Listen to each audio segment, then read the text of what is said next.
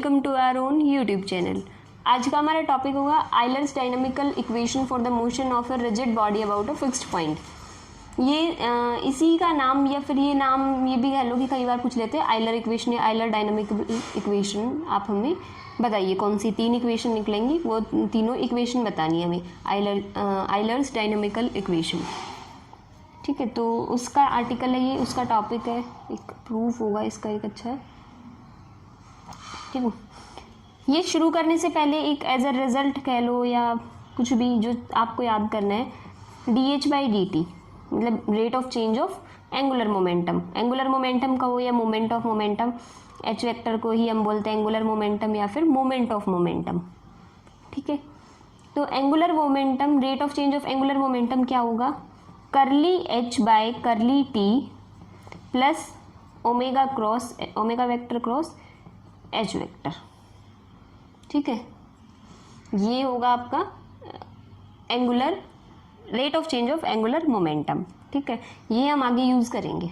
ये इसमें एक तरह से पीक पॉइंट कह लो या मेन जो चीज़ आपको याद रखनी है कि ये चीज़ याद रही तो आपको ये पता चल जाएगा कि कैसे करना है ये हमें पूरा का पूरा।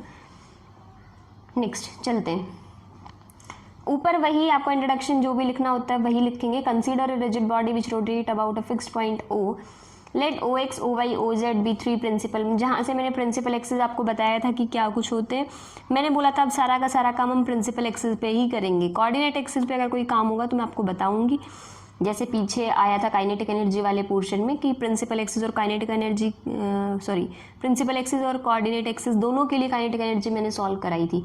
अदरवाइज हम सारा काम प्रिंसिपल एक्सिस के लिए ही कर रहे हैं। ठीक है, तो अभी हमारा काम है प्रिंसिपल एक्सिस के लिए। तो OX, OZ, OY और OZ ये तीन प्रिंसिपल एक्सिस हैं O पॉइंट से, जो और जो बॉडी है वो रोटेट किस पॉइंट के, किस फिक्स पॉइंट के अबाउट कर रही है, वो है O। क्योंकि हमने ये था ना कि एक रिजिड बॉडी है जो कि मोशन में रोटेट कर रही है अबाउट अ फिक्स्ड पॉइंट, तो उस बॉडी का हमें क्या, उस बॉडी के लिए क्या निकालना है हमें, आयलर्स डायनामिकल इक्वेशंस। सो IJK हम लेट करके चल रहे हैं कि IJK जो वेक्टर्स हैं वो यूनिट वेक्टर्स हैं with respect to OX, OY, OZ।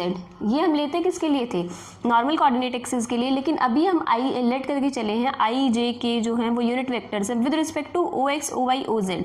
और यहाँ OX, OY, OZ normal coordinate axis बिल्कुल नहीं है, दीज आर प्रिंसिपल एक्सिस।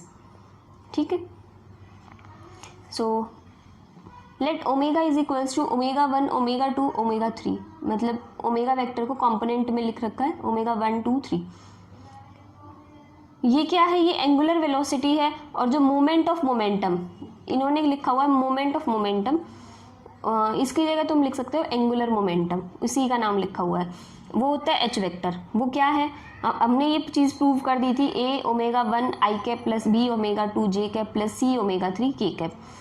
आप यहाँ A star, B star, C star भी कर सकते हो, क्योंकि हम I cap, J cap, K cap ऊपर लेट करके चलें कि ये जो यूनिट वेक्टर है वो OX, OY, OZ के रिस्पेक्ट में, और जो कि OX, OY, OZ जो है वो क्या है, तीन प्रिंसिपल एक्सिस है। ठीक है, तो उसको ये मत कंसीडर करना या तो ABC लिखा है, IJK लिखा है तो क्या ये नॉर्मल एक्सिस में बात है, नहीं, ये प्रिंसिपल एक्सिस की ही बात है। लेकिन ऊपर हम लेट करके चल पड़े थे कि I cap, J cap, K cap क्या है, वो यूनिट वेक्टर्स हैं अलॉन्ग दीज। ओके, यहाँ हमने ABC लिखा हुआ है तो इन्होंने अलग से बताया हुआ है, क्योंकि ABC का अपना एक मतलब होता है। हम ABC ऐसे कोई भी हमने वेरिएबल यूज़ नहीं कर रखा, या फिर कोई भी पर्टिकुलर कांस्टेंट नहीं है या फिक्स है ये कि A का मतलब moment of inertia about x axis ही होता है।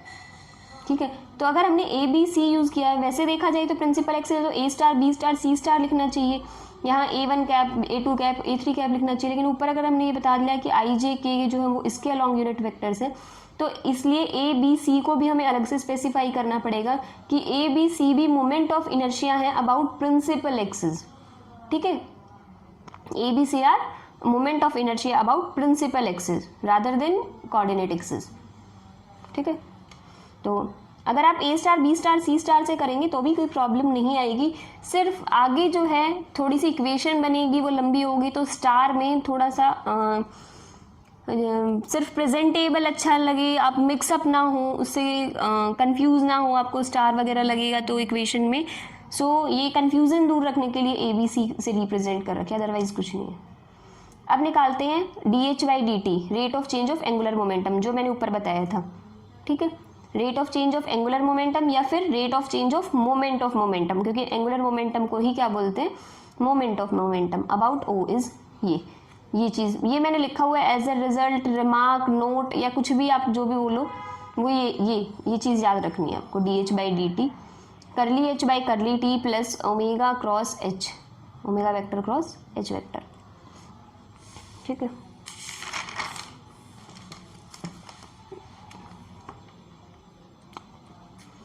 Just wait.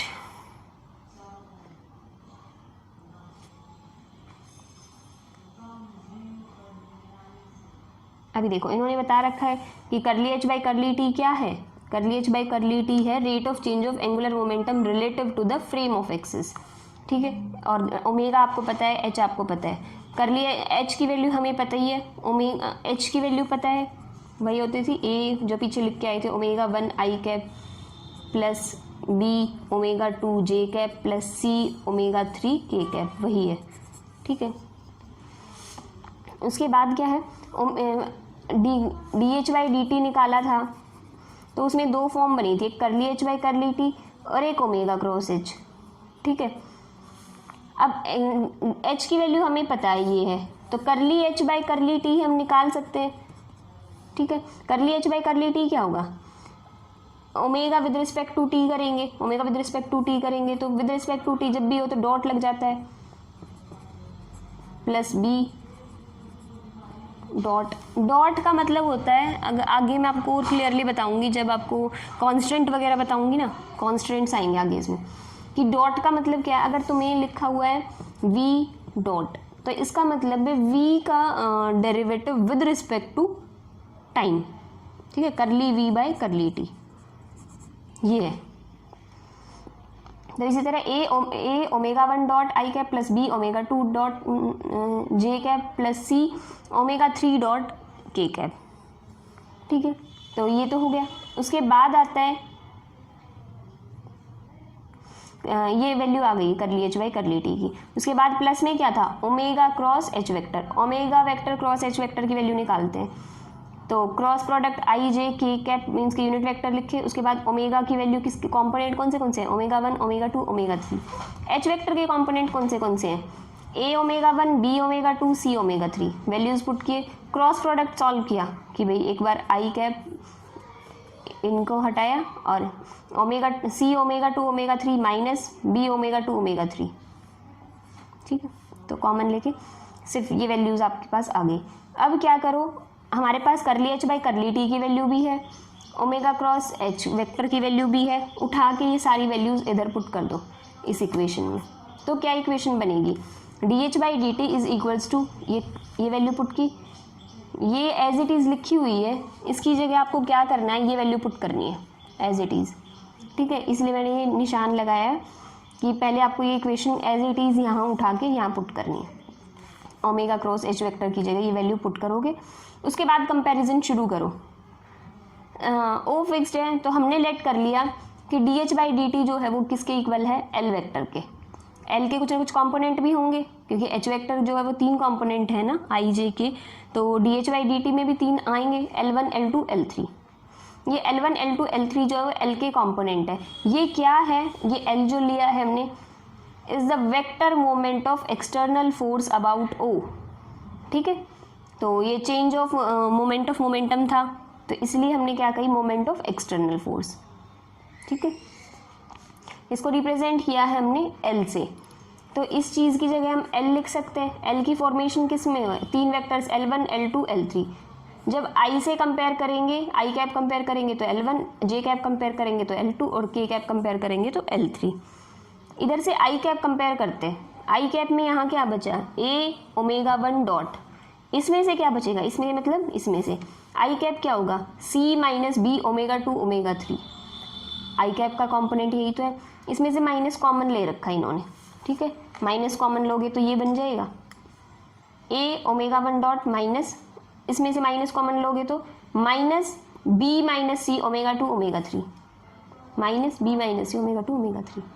L1 आ गया। J के कंपोनेंट को कंपेयर करते हैं, इधर से है B ओमेगा 2 डॉट और इसमें से क्या होगा minus C minus A omega 1 omega 3, ठीक है। तो ये वैल्यूज पुट कर रखी है L1 L2 L3। ये जो इक्वेशन आई ना तीन L1 L2 L3 इक्वेशन जो इसके कॉफिशिएंट लिए हमने ये कंपोनेंट जो कंपेयर किए हैं आई कैप जे कैप और के कैप के कंपोनेंट्स, इन इक्वेशन को बोलते हैं आइलर डायनामिकल इक्वेशन, ठीक है।